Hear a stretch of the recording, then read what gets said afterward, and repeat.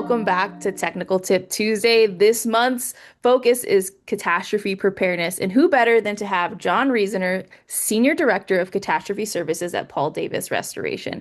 This week, we're talking about some small but critical safety habits that keep you and your team safe. So, John, what's a small but critical safety habit that becomes non-negotiable during cat work? And it doesn't matter the Yeah, catastrophe, right? What's your advice here? yeah. When it comes to safety, I mean, you can't mention safety without proper PPE. And it's important that everybody has daily, multiple scheduled safety checks for all of your crews to make sure that people are changing out PPE, that they're in proper PPE. To go along with that is to make sure that you have a plethora of supplies available to your crews in all sizes. Remember, we all are not one size fits all.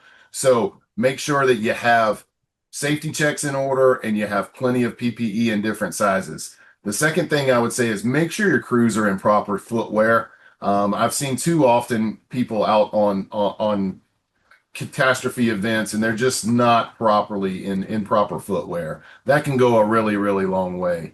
And the second thing is, especially if you're in very hot or cold weather, is to have a buddy system. Everybody is responsible for checking on somebody and everybody is accounted for. Heat stroke and frostbite is a real thing. Hypothermia can really set into your crew. So make sure you have a buddy system when you're out on these events so everybody is accounted for. Yeah, 100%. I would say again, echoing, the preparedness, right? Every j job is going to have a JSA. You need to have all of those things tightened up and you're going to have your safety meetings, but most importantly, having an amount of PPE that will make sense so that you can get through the entire job. I think we talked about this on our panel last year where it was like, yeah, it's great that you have these things, but if you don't have the right amount, it doesn't matter because it's going to stop your job. And so, really just take a second to be proactive and just remember, you could be hiring temp labor, which means you don't necessarily know their size, right? And the footwear thing, I think, is pretty common too. We've seen and heard people bring their brand new footwear that maybe isn't broken in. So then now you have secondary problems, or hey, gym shoes or something. You never know what you're going to get. So, really focus on that because we know that safety is always the first line of defense for us. It comes in your mind, but also in the form of PPE.